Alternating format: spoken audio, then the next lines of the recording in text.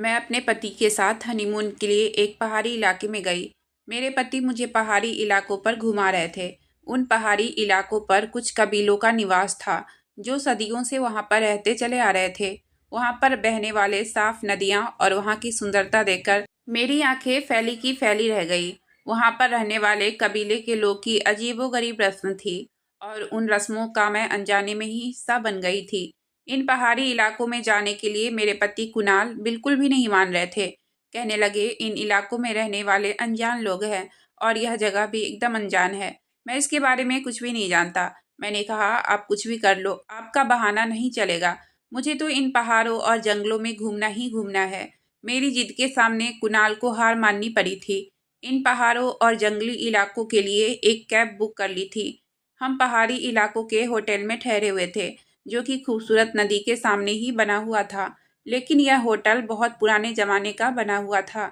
जब मैं इस होटल में गई तो मुझे वह कुछ खास पसंद नहीं आया, क्योंकि बहुत छोटे छोटे कमरे थे और आराम का सामान भी बहुत कम था। लेकिन जब मैंने खिड़की से बाहर के खूबसूरत नज़ारे देखे तो मैं इस होटल की बदसूरती को भूल चुकी थी। यह हमारी पहली शाम थी और यहाँ तक का बस का जो सफ़र था उससे मैं बहुत ज़्यादा थक चुकी थी। मैं बहुत ज़्यादा थकान महसूस कर रही थी। खाना खाते ही मेरी आंखें बंद होने लगी, इसलिए मैं सोने के लिए लेट गई।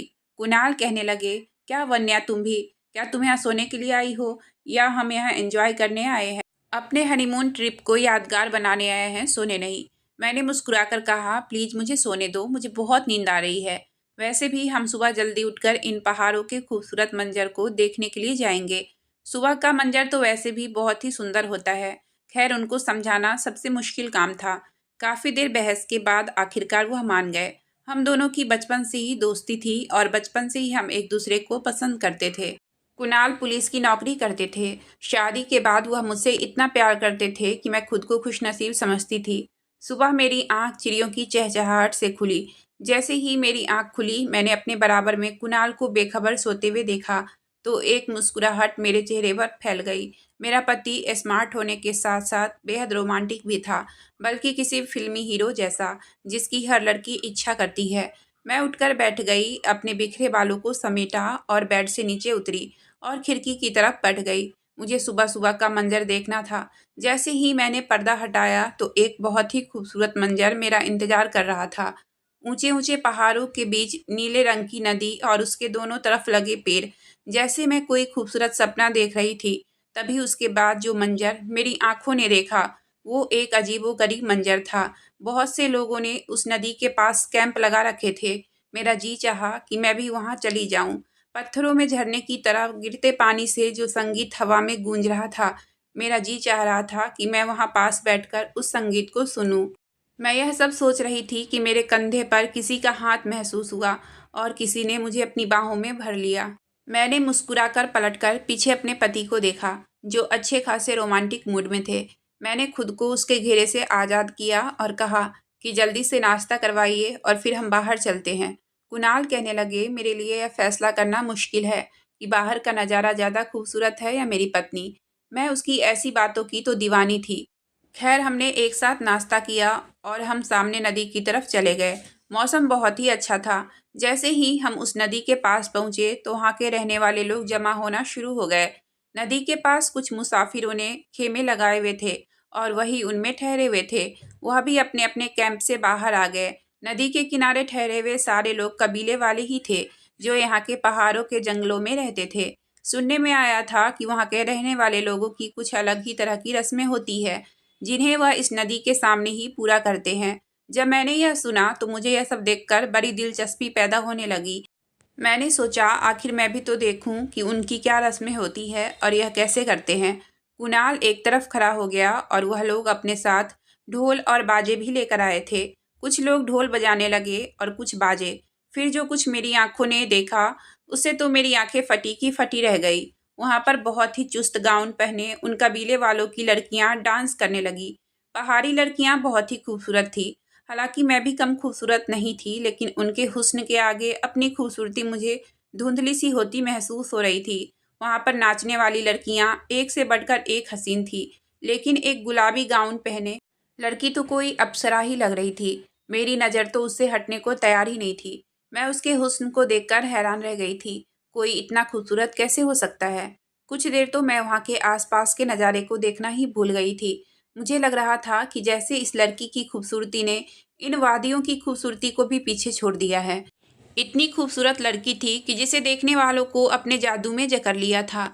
हर एक की नज़र उस लड़की पर थी। कुछ देर बाद मैं अपने होश में वापस आई और जैसे ही मैंने अपने बराबर खड़े कुणाल की तरफ देखा, तो उसकी नज़रें भी उस लड़की की तरफ ही थी। वह बिना पलक झपकाए उसे ही देख रहा था।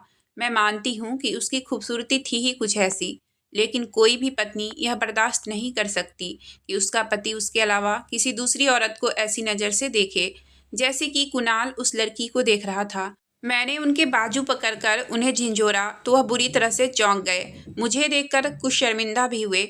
मैंने उन्हें घूरा। मैंने कहा, क्या हो गया है आपको? वह मुस्कुराकर कहने लगे, यार, बड़ी हसीन लड़की है। काश कि तुमसे पहले यह मुझे मिल गई होती तो मैं इसी से शादी कर लेता। कुणाल ने शरारत से मुझसे मुस्कुराते हुए यह बात कही थी।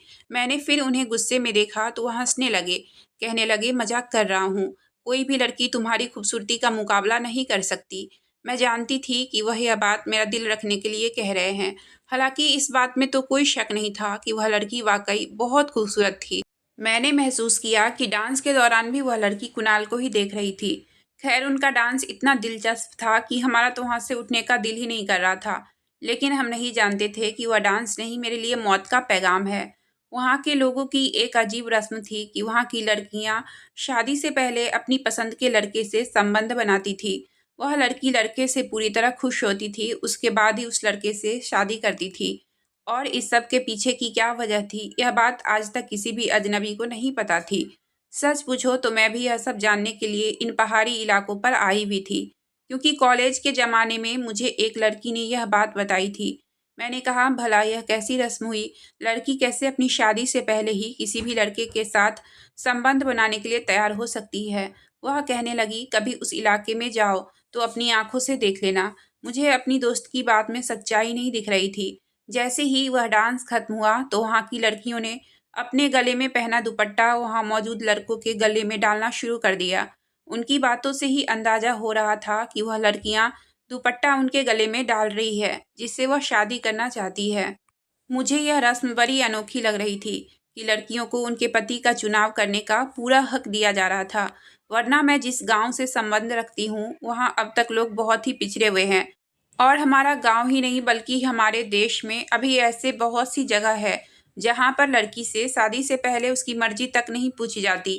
बस उन्हें हुक्म सुना दिया जाता है कि उनके घर के बड़ों ने उनके लिए फैसला कर लिया है। उसे अब सारी जिंदगी उसी आदमी के साथ गुजारनी है जिन्हें उसके घर के बड़ों ने पसंद किया है। और यह लड़कियां तो इतनी आज़ादी से वहाँ मौजूद लड़कों के गले में अपना दुपट्टा डाल रही थी और उन्हें अपना जीवन साथी चुन रही थी। हम लोग बड़ी दिलचस्पी से यह सब देख रहे थे कि अचानक से वही सुंदर लड़की अपना दुपट्टा हाथ में पकड़े तेजी से हमारी तरफ आने लगी। हम उन कबीले वालों से थोड़ी दूरी पर खड़े थे। वह लोग अपनी रस्म कर रहे थे और हम उन्हें देख रहे थे। लेकिन उस लड़की को इतनी तेजी से अपनी तरफ आते देखकर मैं हैरान हुई। यह सब देखकर मैं ठीक से हैरान भी नहीं हो पाई थी कि जब उसने अपना दुपट्टा कुणाल के गले में डाल दिया। यह देखकर जितनी हैरत मुझे हुई थी, उससे ज़्यादा तो कुणाल हैरान हुए थे। एकदम ही बजने वाले ढोल और बाजे बंद हो गए। वहाँ मौजूद जितने भी कबीले वाले थे, वह यह सब देखकर खामोश हो गए, जैसे सबको सांप सूंघ गया हो। उनके कुछ बड़े बुजुर्ग चलते हुए हमारी तरफ आने लगे। मैंने कुणाल के गले से वह दुपट्टा उतारा और गुस्से से उस लड़की की तरफ फेंक दिया। मैंने कहा, यह क्या बदतमीजी है? यह मेरा पति है, समझी? यह यहाँ का रहने वाला नहीं है। उस लड़की ने कोई जवाब नहीं दिया, बिल्कुल खामोश खड़ी थी, लेकिन मुस्कुराकर कुणाल को ही देख रही थी। कुणाल भी गुस्से में आ गए। उस लड़की के बुजुर्ग हमारे पास आए और कहने लगे, हमारे यहाँ यह रस्म होती है कि लड़की शादी से पहले एक रात के लिए जिस लड़के से भी चाहे संबंध बना सकती है, और हमारी लड़की ने तुम्हारे पति को पसंद किया है। यह सुनकर तो कुणाल बुरी तरह घबरा गए। किसी को देखना एक दूसरी बात होती है, लेकिन एक रात किसी भी लड़की के साथ गुजारना, वह भी शादी से पहले, उससे शारीरिक संबंध बनाना, कोई भी शरीफ मर्द ऐसा क्यों करेगा? मैं जानती थी कि मेरा पति कभी भी यह नहीं कर सकता। कुणाल कहने लगे, हम यहाँ के रहने वाले नहीं हैं और ना ही हम आपके कबीले से कोई संबंध रखते हैं। यह मेरी पत्नी है और हम यहाँ पर सिर्फ मौज मस्ती के लिए आए हैं। आप अपनी लड़की से कहें कि वह किसी और के साथ यह रस्म निभा ले, लेकिन वह बूढ़ा आदमी कहने लगा, नहीं, ऐसा नहीं हो सकता। इस लड़की को पूरा हक है कि यह एक रात जिस लड़के के साथ चाहे गुजार ले, और उसने तुम्हें चुना है। यह सुनकर कुणाल को गुस्सा आने लगा कि आप कैसे मेरे साथ जबरदस्ती कर सकते हैं। मैं ऐसा कोई भी पाप नहीं करना चाहता हूँ और ना ही आपकी बेकार की रस्मों का हिस्सा बनना चाहता हूँ। हम नहीं जानते थे कि यह बात हमारे लिए जी का जंजाल बन जाएगी। उन लोगों ने अपनी जेब से पिस्टल निकाला और मेरे और कुणाल के सर पर रख दी। यह देखकर तो हम लोग सांस लेना ही भूल गए। वो लोग कहने लगे कि जो हमारी रस्मों के खिलाफ बात करता है, हम उसे जान से मार देते हैं, और हमारे यहाँ ऐसा कोई भी कानून नहीं है जिसके हम पाबंद हो। हम अपने कानून खुद बनाते हैं और खुद ही निभाते हैं, बल्कि सामने वाले को बहुत मजबूर कर देते हैं कि वो हमारे कानून का पालन करे। यह अजीब ज़बरदस्ती थी जो हमारे साथ हो रही थी। उनके साथ कई नौजवान हमारे आसपास जमा हो गए, जैसे अपने साथ हमें अपने इलाके में ले जाना चाह रहे हो। कुणाल बार बार उनसे कहने लगे कि हमें छोड़ दो, हम तो सिर्फ यहाँ डांस देखने के लिए खड़े हुए थे, हमारा आप लोगों से कोई संबंध नहीं है। लेकिन उन्होंने हमारी कोई बात नहीं सुनी, बस ज़बरदस्ती हमें बांधकर अपने इलाके में ले गए। वहाँ ले जाकर उन्होंने हमें एक जगह खड़ा कर दिया। वहाँ एक घर था जिसका आंगन बहुत बड़ा था और उसके आसपास कई कमरे बने हुए थे। वह सारी लड़कियाँ उन कमरों के अंदर चली गई और मर्द लोग हमारे आसपास ही खड़े थे। और फिर उनके सरदार ने एक औरत को आवाज़ दी। वह औरत मेरे पास आकर खड़ी हो गई। वह बूढ़ा आदमी कहने लगा, इस लड़की को अपने साथ कमरे में ले जाओ। यह कहना था कि मेरा दिल तो जैसे धड़कना भूल गया था। ना जाने वह लोग मेरे साथ क्या करेंगे। उस समय कुणाल भी गुस्से में आ गए थे। उन्होंने अपने सर पर तनी गन से झटके से पीछे की, मेरा हाथ पकड़ लिया और कहने लगे, खबरदार जो मेरी पत्नी को कहीं भी लेकर गए। हम आप लोगों से कह चुके हैं कि हम यहाँ पर सिर्फ घूमने आए थे, इसलिए आप लोग हमसे ज़बरदस्ती कोई भी रस्म नहीं करवा सकते, क्योंकि रस्म के नाम पर यह सिर्फ पाप है और मैं मरकर भी आपकी किसी लड़की के साथ कोई भी संबंध नहीं बनाऊंगा। कुणाल का यह कहना था कि एक लड़के ने कुणाल के सर पर किसी चीज़ से बहुत जोर से मारा। उसके सर से खून बहने लगा। यह देखकर मेरी चीख निकल गई। मैंने कहा, आप लोग क्या कर रहे हो? क्यों मेरे पति को मार रहे हो? वह आदमी कहने लगा कि अगर तुमने इनकार किया तो हम तुम्हारी जान भी ले लेंगे। यह सुनकर मैं रोने लगी थी। हम कैसी बड़ी मुसीबत में फंस चुके थे। उस आदमी ने उस बड़ी उम्र की औरत से कहा कि इस लड़की को अपने साथ कमरे में ले जाओ। दो लड़कों ने कुणाल के दोनों हाथ पीछे की तरफ बांधना शुरू कर दिए। मैं उस औरत से अपना हाथ छुड़ाने लगी। मैंने कहा, आप लोग मेरे पति के साथ क्या कर रहे हो? भगवान के लिए इसे कुछ मत करना। मेरी आंखों से आंसू बह रहे थे। कुणाल भी यही कह रहे थे कि मेरी पत्नी को कहाँ लेकर जा रहे हो? मैं तुम लोगों को नहीं छोड़ूंगा। वह औरत मुझे कमरे में लेकर आई और मुझे धकेलकर वहां पर पड़ी हुई एक चारपाई पर छोड़ दिया और फिर कमरे से बाहर निकलकर दरवाज़ा बंद कर दिया। उस कमरे में एक चारपाई के अलावा कुछ भी नहीं था। मैं जल्दी से उठकर दरवाजे के पास आ गई और पीटने लगी। कहने लगी, भगवान के लिए दरवाज़ा खोलो, क्यों तुम हम लोगों के साथ ज़बरदस्ती कर रहे हो? बाहर से मुझे कुणाल को मारने पीटने की आवाज़ आ रही थी और मेरा दिल जैसे किसी ने मुट्ठी में दबोच लिया हो। उस वक्त तो सिर्फ मुझे मेरे पति की जान की चिंता थी कि कुणाल को वह लोग मार ही न डाले। मैं रोने लगी थी। यह सोचने लगी कि मुझे यहाँ आना ही नहीं चाहिए था। जब थोड़ी देर बाद दरवाज़ा खुला और वही लड़की कमरे में दाखिल हुई जिसने कुछ देर पहले अपना डांस दिखाकर हमें दीवाना किया था, और उसके बाद जो हरकत उसने की थी उसने हमारे होश उड़ाकर रख दिए थे। उस लड़की को अपने सामने देखकर मुझे उस लड़की से नफरत महसूस हुई। अंदर आते ही उसने दरवाज़ा बंद कर दिया। मुझसे टूटी फूटी हिंदी में बात करने लगी। कहने लगी, तुम्हारे पति के साथ क्या समस्या है? वह क्यों इनकार कर रहा है? हालांकि मैं तो तुमसे बहुत ज़्यादा खूबसूरत हूँ। यहाँ रहने वाले पहाड़ी नौजवान मेरी एक झलक के लिए इंतजार में खड़े रहते हैं, लेकिन मैंने तुम्हारे पति को चुना है।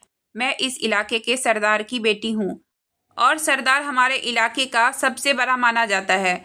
उसकी बात कोई नहीं टालता और आज तक जो भी बात मैंने अपने पापा से कही है उन्होंने वह बात मानी है। तुम्हारे पति की जिद बेमतलब की है, क्योंकि रात तो उसे हर सूरत में मेरे साथ ही गुजारनी होगी। मैंने कहा, तुम्हें शर्म नहीं आती ऐसी बेशर्मी वाली बातें करते हुए? तुम कैसे किसी दूसरी औरत के पति के साथ रात गुजार सकती हो? मैंने उसे थोड़ा लालच देना चाहा और अपने हाथों में पहनी सोने की चूड़ियां उतारकर उसको पकड़ा दिए। अपने कानों में पहने सोने के टॉप्स भी मैंने उतारकर उसके हाथ में रख दिए।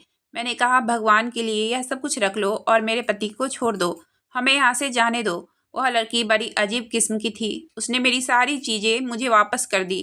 कहने लगी, इससे कहीं ज़्यादा सोना मेरे पास है, अगर मैं वह तुम्हें दे दूं तो क्या तुम अपना पति मुझे दे दोगी सारी जिंदगी के लिए? क्योंकि मुझे तो वह बहुत ही पसंद आया।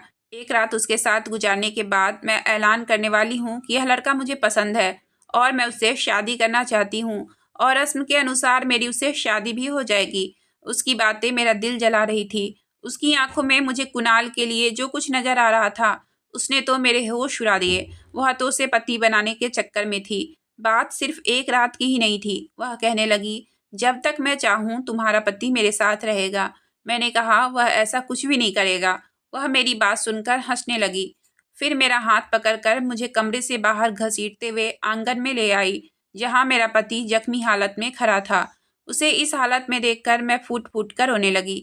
मैंने कहा, मेरे पति को छोड़ दो, क्यों इसे इतनी बेदर्दी से मार रहे हो? लेकिन मेरी गुहार कौन सुनता।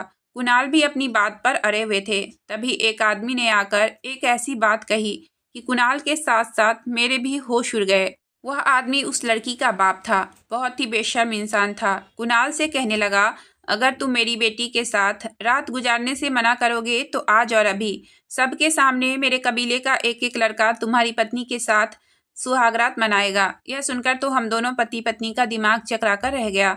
यह कैसी अजीब सी जबरदस्ती थी। कुणाल यह सुनकर चुप हो गए थे, कोई जवाब नहीं दिया। उसी समय कुछ लड़के मेरी तरफ बढ़े। यह देखकर मेरी जान निकल गई थी। वहां मौजूद लोग आंगन के चारों तरफ इकट्ठे होने शुरू हो गए थे और हमारी इज्जत का तमाशा देख रहे थे। उन लड़कों में से एक ने मुझे बड़ी गंदी नजरों से देखते हुए मेरा दुपट्टा उतारकर दूर फेंक दिया। कुणाल की चीख निकल गई और कहने लगा, मेरी पत्नी को कुछ मत करना। जो तुम लोग चाहते हो वह मुझे मंजूर है। शायद यह मेरे पति की बेबसी की हद थी, वरना वह तो अब तक मार खाकर भी इस पाप के लिए तैयार नहीं थे जो यह लोग रस्म के नाम पर कर रहे थे। मैं रो रही थी, अपने आप में सिमट कर बैठ गई थी। कुणाल से कुछ नहीं कह सकती थी, क्योंकि दूसरी सूरत में सब लोगों के सामने जो कुछ मेरे साथ किया जाता वह बहुत ही ज्यादा शर्मनाक था। रोते हुए मेरी नज़र उस लड़की पर पड़ी तो उसकी आंखों में जीत जाने की चमक थी। एक मुस्कुराहट उसके चेहरे पर थी। वह सामने बने कमरे में चली गई और फिर उन लड़कों ने कुणाल को उस कमरे में जाने के लिए कहा। वह जख्मी हालत में लंगड़ाते हुए कमरे में गए। मैं सिसक सिसक कर रोने लगी थी। मुझे दोबारा से कमरे में बंद कर दिया गया। अगले दिन वह बड़ी उम्र की औरत दोबारा मेरे कमरे में आई और कहने लगी, अब तुम जा सकती हो। मैं यह सुनकर एकदम खड़ी हो गई। फौरन से कमरे से बाहर निकली तो देखा कि वह सरदार की बेटी सामने आंगन में चारपाई पर लेटी हुई थी और काफी जख्मी हालत में थी। उसका बाप उसकी चारपाई के पास बैठा रो रहा था। कबीले वाले और लोग भी उस चारपाई के आसपास जमा थे और सबकी आंखों में आंसू थे। मैं अभी तक नहीं समझ पाई थी कि तभी मेरी नज़र उन लड़कों पर पड़ी जो एक चारपाई अंदर कमरे से बाहर लेकर आ रहे थे, जिस पर कुणाल को लेटे देखकर मेरी जान निकल गई। वह सरदार कहने लगा, तुम्हारे पति ने मेरी बेटी को मार डाला है, इसलिए हमने भी अपना बदला ले लिया है। यह सुनकर तो मेरे होश उड़ गए। वह मेरे पति को मार चुके थे। मेरे पति ने पाप करने के बजाय मौत को गले लगा लिया था। अपने पति की मौत की खबर सुनकर मैं चीखें मार मार कर रोने लगी। कुणाल की चारपाई आंगन में रखी गई थी। मैं उस चारपाई के पास आकर बार बार उसे हिलाने की कोशिश कर रही थी। भगवान के लिए उठो कुणाल, तुम मुझे छोड़कर नहीं जा सकते। तुमने तो जिंदगी भर साथ निभाने का वादा किया था। उठो कुणाल। लेकिन वह जा चुका था हमेशा के लिए मुझे छोड़कर। मैंने उस सरदार से कहा कि तुम्हें क्या मिला ऐसी घटिया हरकत करके? तुम्हारी घटिया रस्म ने मेरे पति की जान ले ली। हर मर्द हवस का पुजारी नहीं होता जो सिर्फ शरीर का भूखा हो। मेरे पति की जान बेशक चली गई, लेकिन आखिर उसने अपनी पत्नी से बेवफाई नहीं की थी। उसने पाप करने के बजाय मौत को चुनना पसंद किया था। मैं वहां अपने पति के साथ घूमने आई थी, लेकिन वापस मैं उसके बेजान शरीर के साथ जा रही थी। मैंने ही कुणाल से यहाँ आने की जिद की थी, क्योंकि मुझे अपनी दोस्त की कही हुई बातों को सच में जानना था कि यह जिद न करती तो शायद वह जिंदा होता। मेरी आंखों पर पट्टी बांधकर कबीले के कुछ लोग मुझे और कुणाल की बॉडी को मेन रोड पर डाल गए थे। उनके रहने के ठिकाने के बारे में किसी को नहीं पता था, क्योंकि वह जंगल के बीचों बीच रहते थे और अपना स्थान बदलते रहते थे। मेरी पूरी दुनिया उजड़ चुकी थी। कुणाल मुझे छोड़कर जा चुके थे। मैं उनको बार बार उठाने की कोशिश कर रही थी। कुणाल, तुम मुझे इस तरह छोड़कर कैसे जा सकते हो? काश कि तुम्हारे साथ मुझे भी मौत आ जाती। कि तभी मेरा दिल तेजी से धड़क उठा था जब मुझे अपने हाथ पर किसी का दबाव महसूस हुआ था। मैंने देखा तो वह कुणाल का हाथ था। उसने मेरे हाथ को अपने हाथों में ले रखा था। मैंने चौंक कर उसके चेहरे की तरफ देखा तो उसने आंखें खोल दी थी, यानी कि वह जिंदा था। मैं एक चीख के साथ उससे लिपट गई। वह भी उठकर बैठ चुका था। हालांकि वह बहुत जख्मी था और उसके जख्मों से खून भी बहुत ज़्यादा बह चुका था। उसकी हालत बहुत ख़राब थी। उसने मेरे आंसू पोंछे और कहने लगा, चुप हो जाओ, हमें जल्दी से यहाँ से निकलना होगा। आगे की कहानी तुम्हें बाद में बताऊंगा। जहाँ पर मैं और कुणाल थे वहाँ पर गाड़ियों का बहुत कम आना जाना था। हमने कुछ देर इंतजार किया लेकिन कोई भी गाड़ी आती नजर नहीं आई। हमारा यहाँ और ज़्यादा रुकना खतरनाक साबित हो सकता था, इसलिए मैं कुणाल को संभालती हुई पैदल ही चलने लगी। मेरे दिल को कम से कम सुकून था कि वह जिंदा था। बहुत दूर पैदल चलने के बाद हमें एक गाड़ी आती नजर आई। हम लिफ्ट लेकर शहर आ गए। मैंने कुणाल को एक हॉस्पिटल में एडमिट करवाया और घर वालों को फ़ोन कर दिया। कुणाल का खून बहुत ज़्यादा बह चुका था। उसे जल्दी से जल्दी खून चढ़ाया गया। अगले दिन तक उसकी तबीयत सुधर चुकी थी। मैं उसके पास बैठी रो रही थी। कुणाल ने मुझे तसल्ली दी कि अब तो सब कुछ ठीक हो चुका है, अब क्यों रो रही हो। मैंने उसे पूछा कि तुम्हें तो उन लोगों ने मार दिया था, फिर तुम जिंदा कैसे हुए। उसने मुझे बताया कि मैं पुलिस हूँ और हम लोगों को सांस रोकने की प्रैक्टिस कराई जाती है।